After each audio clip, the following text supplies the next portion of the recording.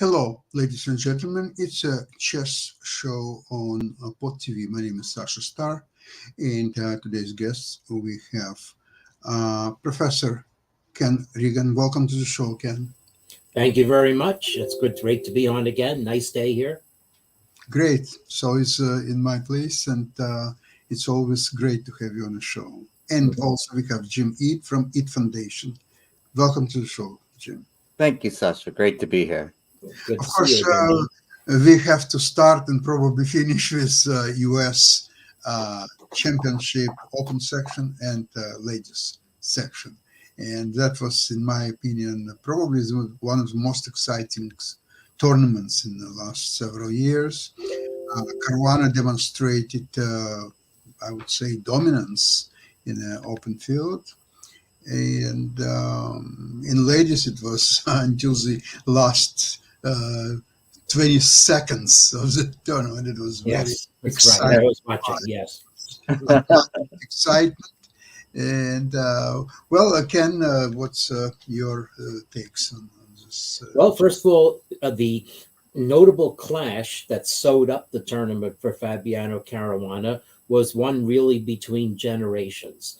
Because I must say that perhaps the most enduring legacy of the men's is actually the performance of Abhimanyu Mishra, who, 2 years ago, or maybe was it three, when he became a grandmaster by playing in tournaments that were in person in Europe, he was this little pipsqueak kid. Now he suddenly had a bit of teenager shooting up, and he looks like a polished competitor. He had a definite 2,700 plus performance, but Fariano put him in its place in his the last round game, which I can show. And it's an interesting game. Caruana plays brilliantly for 25 or so moves, and then somehow doesn't put black away the way you would expect. And the game takes until move 75. So I'll present that, and then I'll present the win by Carissa Yip in the penultimate round of the U.S. Women's, where she did, however, both of the leaders lost in the last round. Okay, so here we go. You should see Caruana Mishra showing just the tab visible. I don't see it yet. No. Oh, no. Let's see. I have.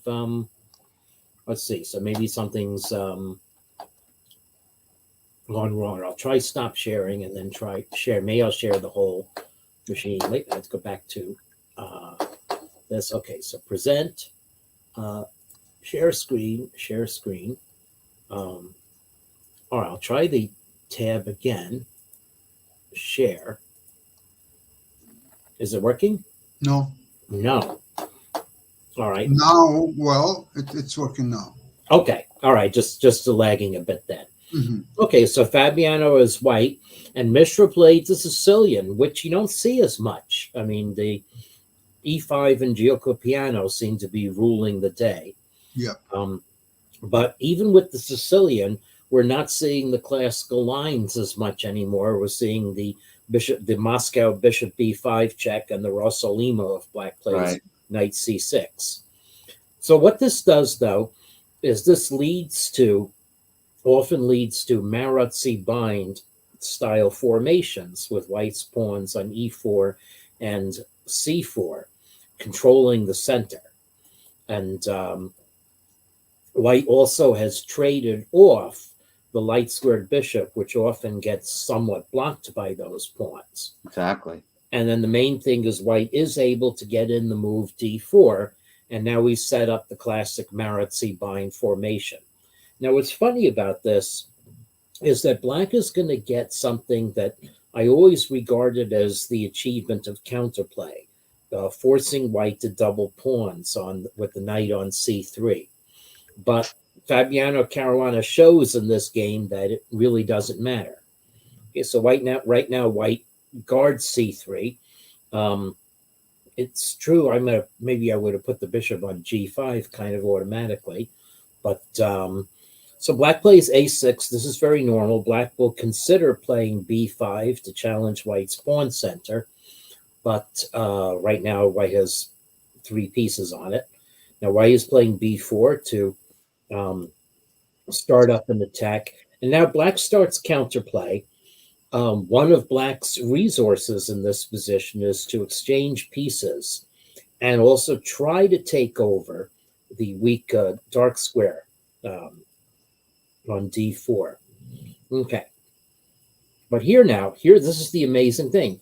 White recaptures with the pawn Wow. after the trade of bishops. Not the knight, which might have left the c4 pawn vulnerable. But something like this, I'd say, oh my gosh, black ought to be able to block c5 and guard b7, and then black will have a wonderful position, especially with the knight coming to e5 to hit Yeah, if c. you could move the knight from c6 to c5, if that was legal, that would be nice. That would be probably winning for black. Yeah. Positionally strong anyway, but can't quite do it. So black trades, and now what Caruana foresaw is that he would have this move to dissolve the bad pawns and soften up black's position. So the interesting question is what happens to black if black takes this pawn? And the answer is that white has a very subtle attack. Okay, so not knight g5, but rook f d1. Yeah. And now e5 rather than knight g5. But so this requires a lot of calculation, quite clearly. But black has been wrong-footed. White has taken over the center. Now black's knight on g4 doesn't have the point that it had. Right, and you could push it back to h6 with h3, and I would not have considered c5, thinking that dx c5 would be the obvious reply. But this is I'd much prefer white in this position. Right. So this is, and one wonders if Fabiano Caruana prepared this. I haven't put this game. I don't have my up-to-date chess base installed in this machine to see where a book begins. But this is something that one can quite commonly ascribe to prep. Surprising idea to double your own pawns, but now you dissolve the pawns. It's still, now black plays knight e5. This is a very sensible way to play. Yeah. And black falls back into a compact position. People play the hedgehog, are used to having formations like this. But not with the Isolani on d6. Right. And the Isolani on d6 is not so nice. Now, the other problem with black's position is that the king side is relatively undefended and black's rooks are not helping defend it. Right. So white goes right to work, right, softening up the position. Black brings the queen out. And now rook f4. This is the sort of position that separates a 2700 player from me. It's also not one of the engine's top 3 moves that you're seeing on the screen. What would I have played here? I might have given thought to rook f3. That looks like a logical move, even over protecting c3, so I can move the knight. But rook f4, I immediately would think I got to dislodge the knight on d5 and destroy the protector. So, I wouldn't have played rook f4 without deep consideration. Rook f3 would have been my move, Yeah, I mean, if you're playing blitz chess, you wonder if black can take this pawn. The answer is white can go rook g4. Right. No, it's actually not rook g4. You just go in and attack. Okay, so much for what I know. Rook g4 a good move? No, rook g4 was rook c1 check. Never mind. Yeah. Okay, so obviously there's a lot more thinking that has to go on here. I'm trying to think without the engine, but okay, so black did not, however, cannot play rook takes c3 because that just leaves too much open on the king side. So what's happening here? Black plays knight e5. That protects a lot of squares on the king side, except that it allows white to invade on f6. And white just starts a power play, and now already black is getting in trouble in this position. Right. So, the engine says that black has to play king h8 to get out of potential checks. Now white has energy on the dark squares. Another move I don't know if I would have played. Yeah. 3. Yep. Queen goes. Okay. Queen goes H3. I'd say white is in some positions going to play knight F6 check. So that's what's luring over black. And in fact, at this point, Mishra felt the threat of capture on G6 and knight F6 check so great he had to eliminate the knight. So now we get to the second phase of the game. Now, according to the engine, white is over 4 pawns advantage. This is absolutely winning. And the strange impression is, why does white retreat over the next 10 plus moves? So this is really rather funny. Got to credit to Mishra for not giving up, although without even having a pawn for the exchange and still under the attack, I would consider resigning this as black. Okay, now you've given white an open file to boot, but white has to find something to press the advantage. And somehow maybe this regrouping was, black does have a strong knight on E5, guards F7, blocks the diagonal. White's queen is just gone too. So white does have to, do have to ask white, what are you doing? Maybe the right thing in this position is to bring up the H and G pawns. Although I don't know, the knight on E5 guards G6. Right. So black just stolidly overprotects D6. And, is there mate? So I can have a mate on F8 or something? Well, no. So this is very funny. Now white starts retreating. Well, black's queen comes active again. White's queen goes over there. I don't know what it's doing over there. Infiltrate on E8, but that takes it away. Yeah, it takes it away. Now white goes back to D1. White has shed a pawn. And the computer has said that white has lost half of his advantage, although 2 pawns up is still very commanding. And then the other thing about this is it does more or less force this move by black. Okay, we've got our block again. Okay, so what has white achieved over the past 14 moves? You've retreated, you've lost a pawn. Black still has a good knight on E5. You're still 2 pawns up according to the engine, but it's not so clear this is winning. So to Caruana's credit, and also maybe helped by reaching the move 40 time control, Caruana regroups, and what he realizes is that he can attack black's queen side. So here we go. This is starting the assault against black's queen side. And we fixed B7 as a weakness, and B7 is a weakness that black's knight cannot guard. Okay, so now we go in there, and this actually forces black to trade queens. So now it's the weakness on B7 has been changed into an advanced pawn, again, that black cannot easily attack. Okay, so now this does take some calculation. Yeah, absolutely. So giving up this pawn, but now B7 weakness is going to manifest itself a different way. See, black has 2 pawns for the exchange here, but black cannot guard B7. Maybe the important thing to ask is what happens to rook B5. I would say I would play that in a heartbeat. Yeah, but then you've unguarded the D pawn, and of course, yeah. So that's the problem with it. And then the weakness, if black moves the knight, the weakness on B7 comes back into play. So instead, Mishra played G4, hoping to get some counterplay on the king side. And now white is finally able to attack on B7. And from this point on, now finally white the game is really over. Right. But that was very curious. I really didn't know what white was up to for a while there. Yeah, it's finding a plan, or maybe finding move 40, because the game really was very strategically complicated. And white here, this is a well-known easy rook ending win, Lucena position with black's king cut off. So okie doke. So that was the and I have a request. I wonder if I have a presentation to show as well. And I wonder do I need Mark to help me get that on screen? Yep, go right ahead. Yeah, that's good time. Yep.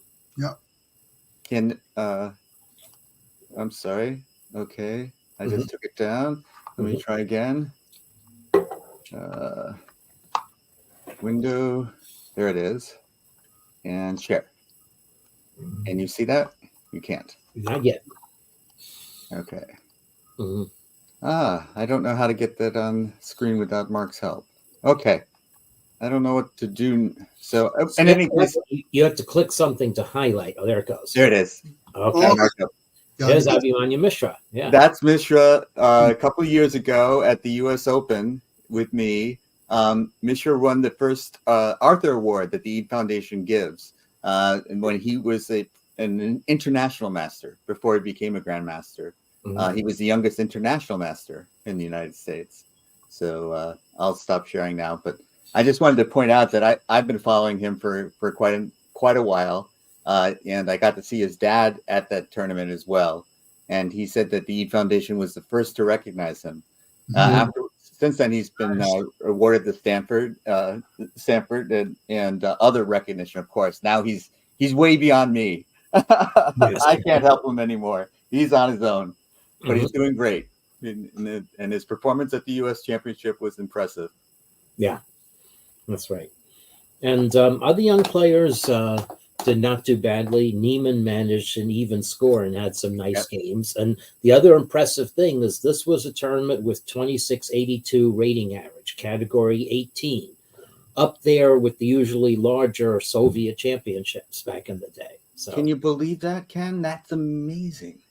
Yeah, that's how strong these guys are. Like Wesley So is one of these guys that I think is an extremely strong player, but he's taken a back seat to Fabio, and but he's a solid 2,700 plus player. Unfortunately, Nakamura was missing because that's true. That is true. Even stronger. It would have been even stronger if he had played. Correct. It'd be interesting to see what it would take to get a category 19 U.S. championship.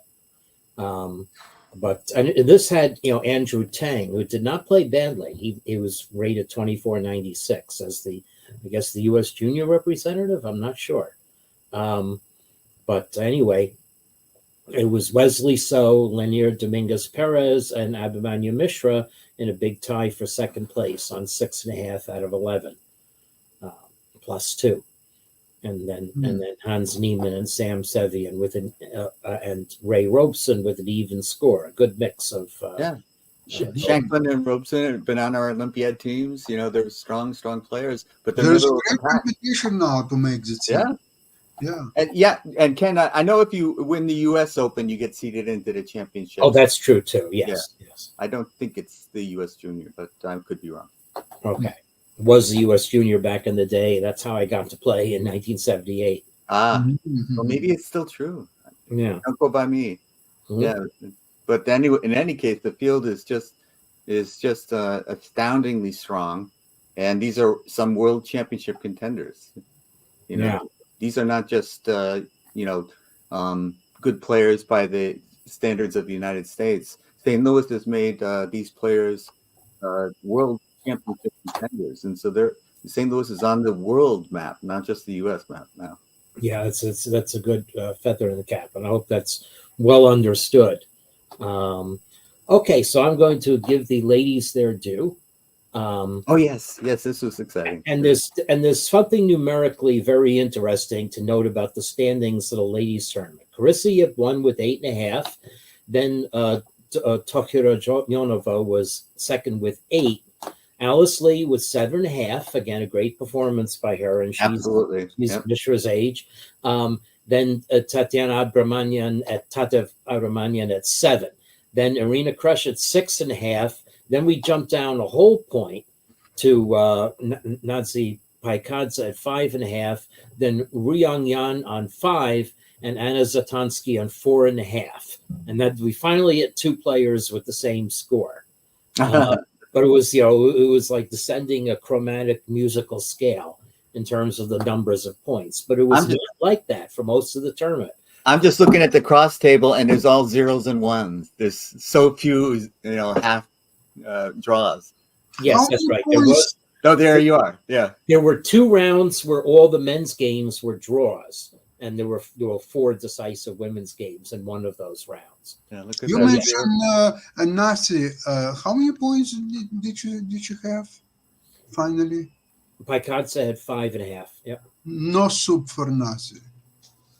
Yeah, well, whatever. Anyway, silly Seinfeld pun. But for most of the tournament, I get it now. Tokyonova and Yip were far ahead of the field, but they both came back. Both of these zeros for Tokyonova happened in the last 2 rounds, and Yip's zero happened in the very last round. But let's not say that. Let's instead look at a very beautiful win as black. How to get dynamic play. And before we start, is this Yip's was she defending champion coming into the tournament? Try to remember whether Yes, I think so. Okay. So this is the 2nd consecutive win for her, which I think is just astounding, because this field is not a weak field. There's a lot of really good, strong players in it. Right, and Zatansky was our standard bearer in the previous decade. She alongside Arena Crush. Yep. And Arena Crush, played a perfectly good tournament in terms of keeping pace and taking her chances, but she was just too far behind with the blistering pace set by Yip and Tokyonova. So anyway, so black plays. Okay, so I don't know if one should call it the King's Indian yet. It's sort of more like a Pirtz now. Or modern or something. Yeah. Modern defense of some kind. Don't you feel that knight on d2 is misplaced? It would be much better on c3. Of course. Yeah, I think you're right. That's my instinct as well. But anyway, so this sort of game, white should be able to obtain a slight edge. But black has very dynamic possibilities. Yeah, and this is who knows at this point. Yeah, who knows? So white has played c3. That's the justification for white's setup. Black plays e5. White captures. That's an interesting recapture. Yeah, it's an interesting recapture. And to some extent, if we capture again, then we'll have a formation where white's knight actually is better on d2 rather than c3. So in this formation here, actually, a knight on c3 is considered to be inferior because it doesn't allow control of d4. Correct. So that's a revelation. There was a great article, I guess, in the American Chess Magazine about that a year or 2 ago. So anyway, so black is increasing the potential energy of her position. White has a fine game. It's just a question of what are the players going to find to do. And so right now, black just defending things. As long as black has good squares to the pieces, black isn't worried about lagging a bit in development. Now the one aspect that's pretty aggressive. is aggressive. And now we see that white would like to pick up the bishop on d3 and place it on g2. Absolutely. But arranging that will take a few moves. So white played f3 to prevent a visitation on g4. Encouraging h5. Yes. Encouraging h5. Now the engine still says after queen f2 that white is better. But this practical thing is here, white does not really have any entry points. So white, controls more space still, certainly on the queen side. But it's a question of what are you going to do? Now, hey, Ken, I want to point out I've got a lot of experience with this pawn structure as white, and often when the c pawn is on c5, you end up winning these games routinely as white. But with the pawn on c7, it has the option. It's controlling d6, so the knight can't get in there, for example, and it also has the option of taking d5 away if the knight goes to e3 by playing c6. So keeping that pawn on c7 is very important in this kind of pawn structure from white. So I think that I just wanted to point that out. Yeah. Okay. That's good to know. Now here, the real thing is, so the engine says that white gets a great advantage with this move. Really? But, he has had to calculate a bit. What's wrong with h4?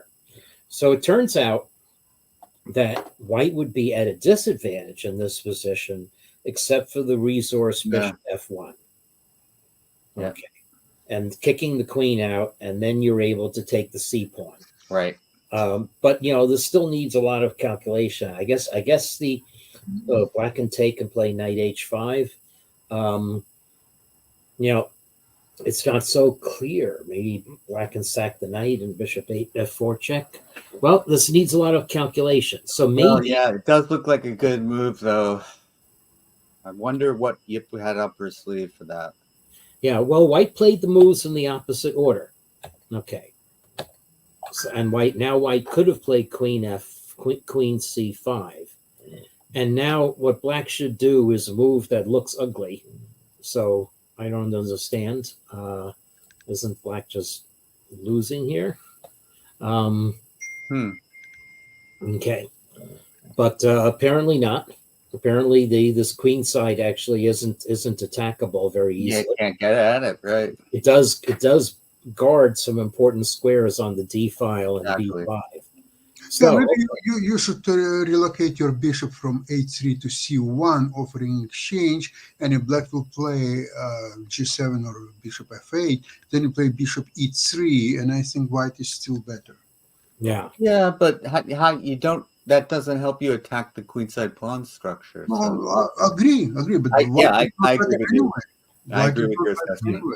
I'm trying to find how not to lose. Yeah, so Zatansky, maybe a little bit of a loss of nerve, or thinking the d5 square and the difficulty black has of defending c7 was definitive. But it's amazing. White is going to be lost in under 10 moves from this position. So now black goes for the counterplay, and white took, which I had to say raise eyebrows on me. It does. Me too. Why not knight d5? So how did black prevent knight d5? Why not knight d5? Screaming to be played. Yeah, screaming to be played. And I guess this is what you had in mind as white, and then you take a little further look at it and you don't like it. That's why chess is hard. So good point. Yeah. So anyway, white took this. Okay. Now king g7. Maybe white underestimated that. Now the rook is potentially coming in on the h8 square. And now these next moves are just, they're just not the move. Queen c5 or knight d5, those were the move. Now black has this latent power on the h file. Okay, now bishop c4 looks like it's doing something. It's really not. It's really not. Yeah. Black's queen is on a good square. I wanted to move to f6. Yeah. Yeah.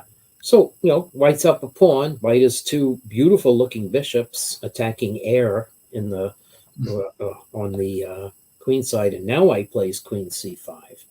But black is ready to strike. Now compared to other variations where we looked at this, black has the entire army ready to go. Absolutely. So black not going to worry about losing a few pawns.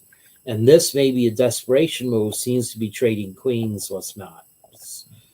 Black is perfectly happy to allow white to take the e-pawn with check. Black has invaded white's position, and white is already completely lost. Completely, yeah. Yes, so get rid of the defender, then play that. And this is just taking over squares. I'm sure the fact that black's rook on h8 can join the party potentially has some bearing on this position. But now it's just mate, because black is going to play knight d1 check, and the bishop on f1 will no longer be defended. So after this move, Zatansky gave up. What a massacre. Yeah.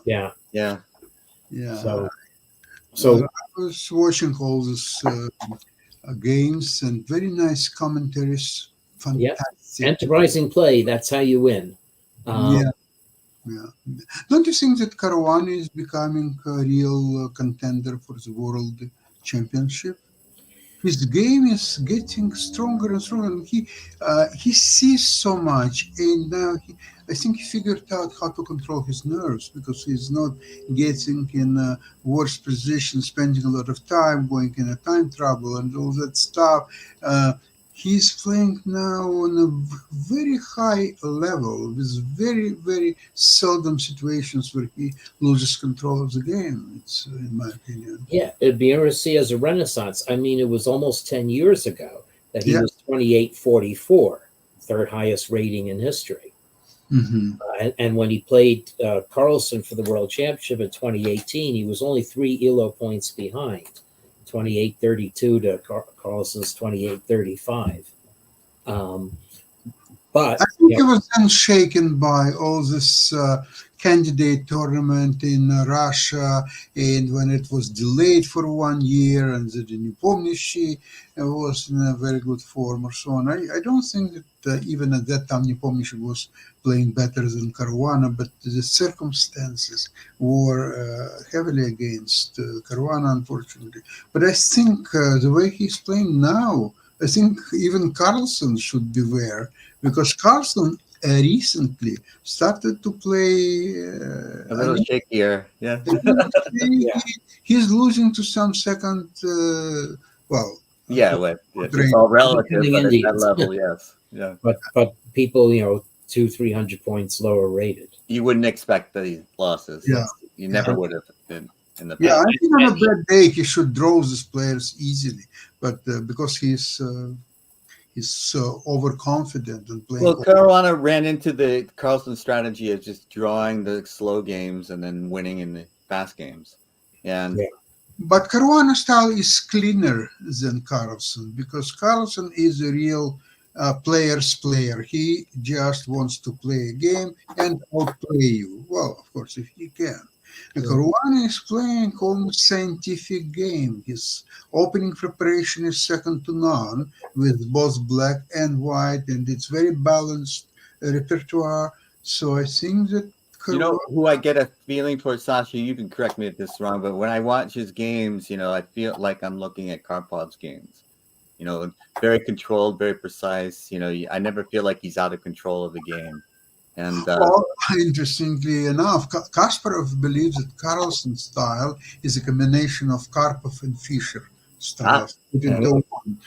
I think that in his, not necessarily his games, because he plays different openings and so on. Sure. If you remember Botvinnik's games, Botvinnik was one of the most prepared players. Yes. I don't think that Botvinnik was better than at that time Smyslov, Bronstein, Keres, Reshevsky.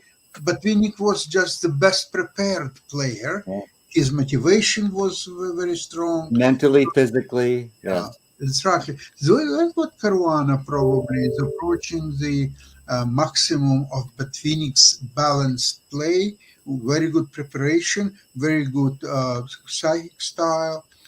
I think that's and like you say, Ken, was that taken back with the after Bishop takes C3, Pawn takes C3? Was that preparation?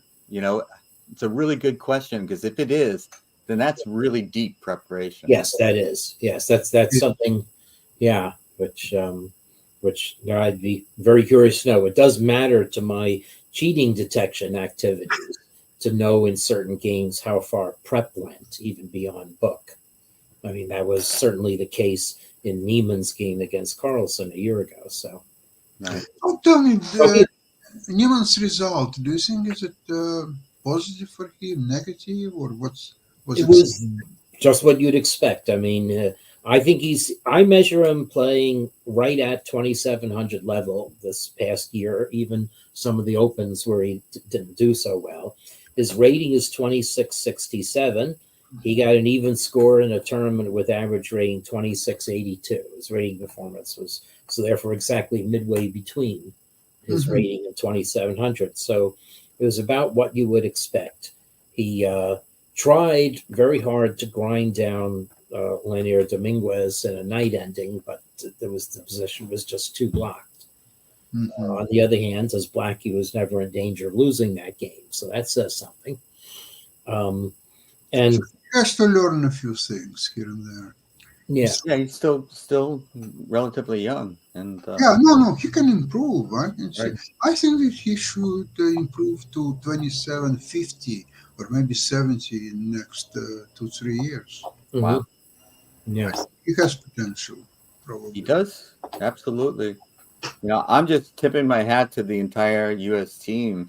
I don't know how they're going to do at the next Olympiad, but they're going to field a strong team. But Very- again, it depends on who shows up and plays. Jim, they should field 2 teams. Mm-hmm. That's They could. two open teams in open tournament and ladies team separately. Sure. So that's a way to do it, because it would be very helpful actually if US would offer provide the chess Olympiad to hold it. Oh gosh, we've been. Then US would have right to put as many as 5 teams. Mm-hmm. That would be a very interesting development. Yeah. You would not be sure that the first US team would necessarily win this event. It could be second US team. Yeah. Well, if we want a harbinger of the future that we're talking about, let's just look at the standings in the Qatar Open right now. Oh, one yes. round to go. So you have Arjun Erigaisi in sole first, but Nakamura, who won today, on his heels. Two Wow. other Indians, Narayanan, but not to be overlooked, 3 Uzbeks. Oh my goodness! And they're the Olympic champions. Yes, So there's a lot of young talent around everywhere. absolutely. They really made a statement in the Yeah. last Olympiad. Mhm. It's becoming very competitive sport, and with so many tournaments and so brilliant commentaries on each tournament or so on. Sometimes I found Nava and I, no Nava even more than I, we're watching chess probably 7-8 hours a day. Wow. Really? Wow. At least now we have a break because U.S. Championship is over. But when it was on, it was just incredible. Yeah, I've You not don't had want to time miss the games. You don't want to miss commentaries. So you don't want to sit all night to watch replay. So you want to see it all in real time. Mhm. And you have to stick by TV. Well, that's really interesting, Sasha, because we have the women's senior national championship coming up, Mhm. and I've been thinking about how are we going to broadcast? Do we broadcast every move of every game? Do we do a recap? Do we do a mix? So your comment is really timely for me to hear. I don't know if we can. We really don't have a budget for commentary for the entire tournament. So I think we're going to have to choose when we're going to have commentary, live commentary. But tell me, what time control in this tournament? Well, the games start at 10 and 3, so the time control is faster than normal, but still slow enough to have a serious game.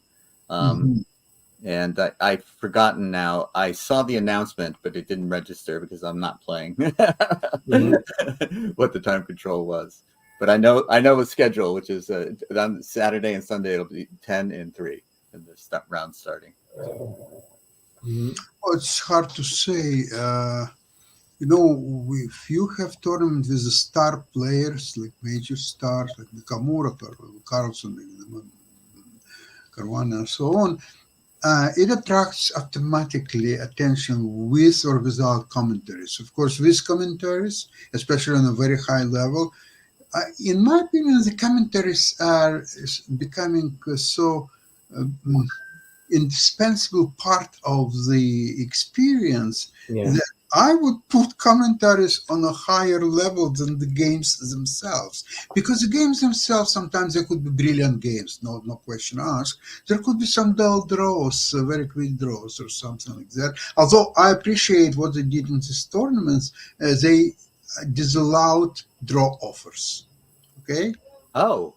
They would not draw offers. The only thing is they had to either see 3 moves repetition, that would be a draw, and of course when there is not enough mating material, so that would be a draw as well. Wow. But other than that, there is no draw offers. They have to just continue playing. Okay, and it was few times that there were just one more move and there is 3 times repetition. It was in women's tournament, of course, and she played different move.